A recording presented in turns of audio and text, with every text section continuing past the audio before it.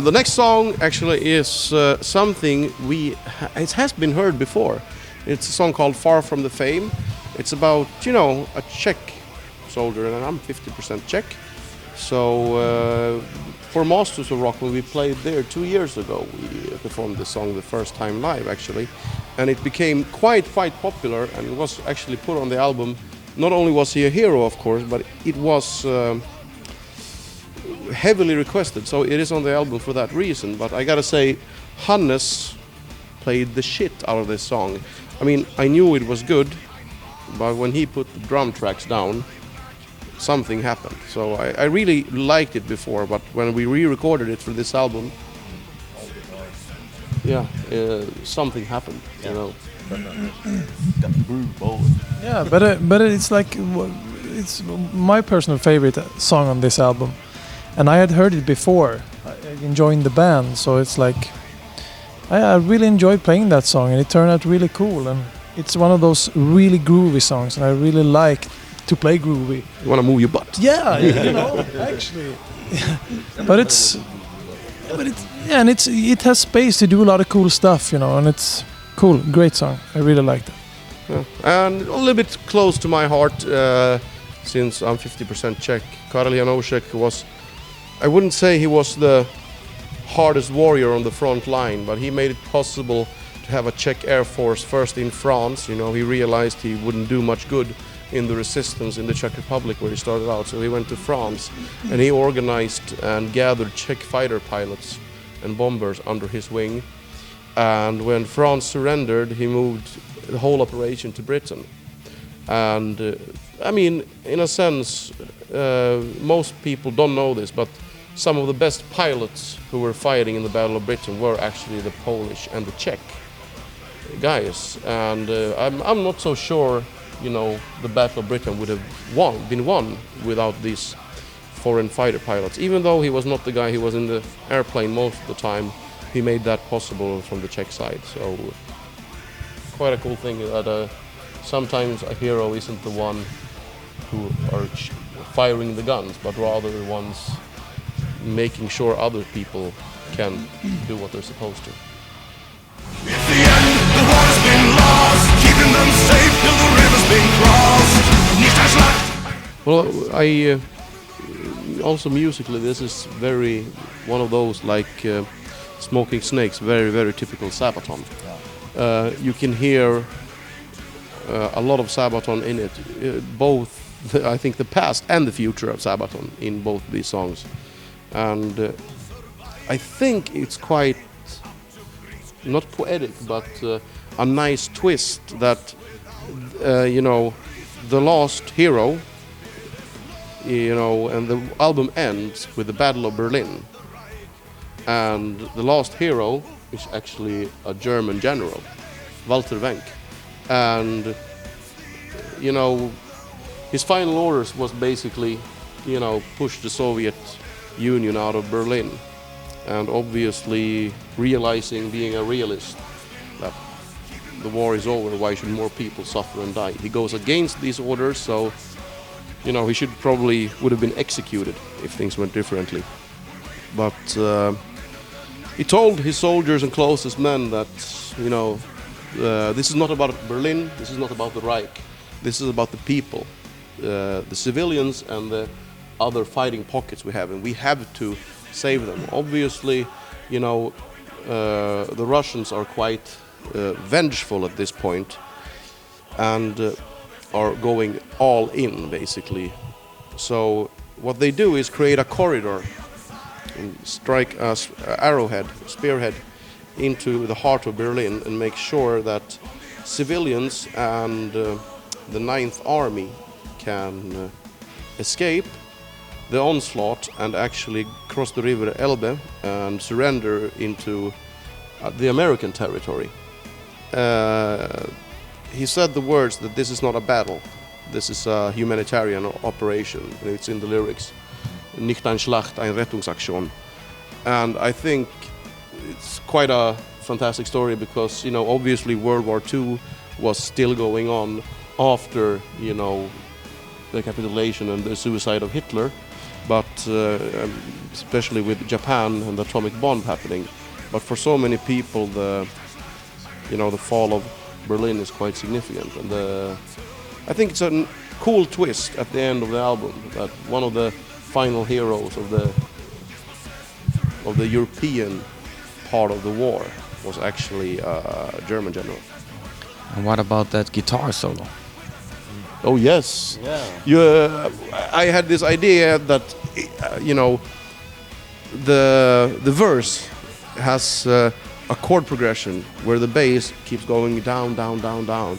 And this is exactly reminded me, it's not the same chords at all, but it's the same theory like Bach did on Air on the G string.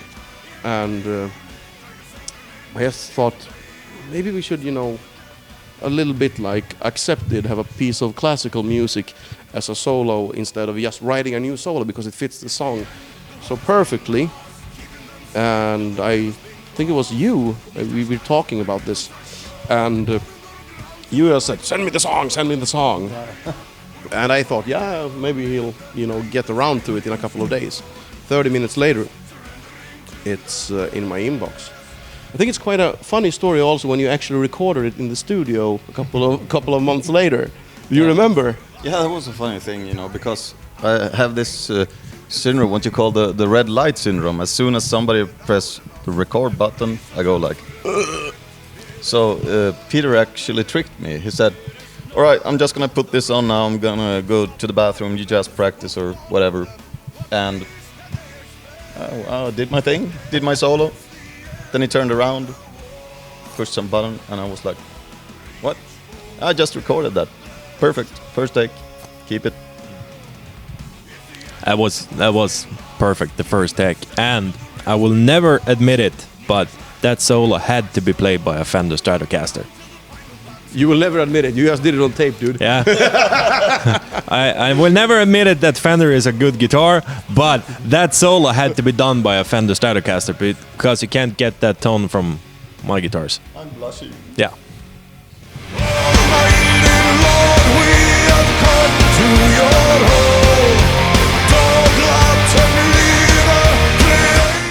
The song 7734 is actually from the old Metalizer album, which we did we recorded this one in 2001 already. But by then it sounded great, but we thought we could make it better. And I mean, over the years, a lot of people have asked for us to do this. And then one day I just like... Yeah, I remember once it was like Saturday night or something. I was practicing guitar as usual when I'm at home. And I got this text message from Per, and he says, what do you think about this song? Shouldn't we make a re-recording of this song? And I was like, wait a minute, let's have a listen to this song, because I haven't heard it that much. And it was like, yeah, this is a great song to do a cover of, even though it's, of course, obviously Sabaton material. So we ended up doing it, and with some rearrangements. So now we have one of the most wanted songs from the fans that we have made a little bit better version of. And I think it sounds great. It is better, trust me. It pains me to say I wrote that song, almost 15 years ago now. Getting old. I'm getting old, but he actually made it quite a lot better. Much better guitar work, and there's some extra stuff happening. So I really like that one. Turned out fun. And I didn't hear much of it actually until I was about to sing it, so it was a really nice surprise. With the heart of steel and hell on wheels, the kings of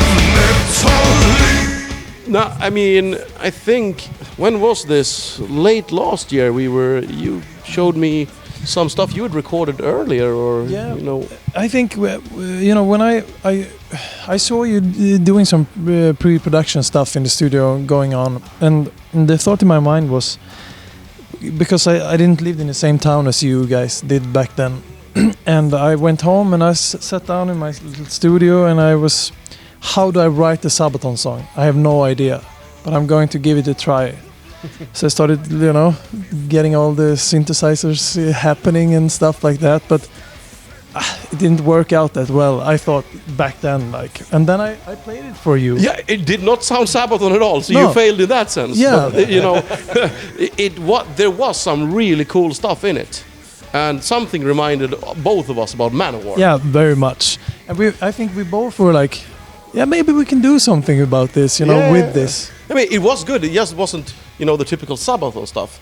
So we took it and reworked it. We spent a couple of nights on this track, and we ended up actually.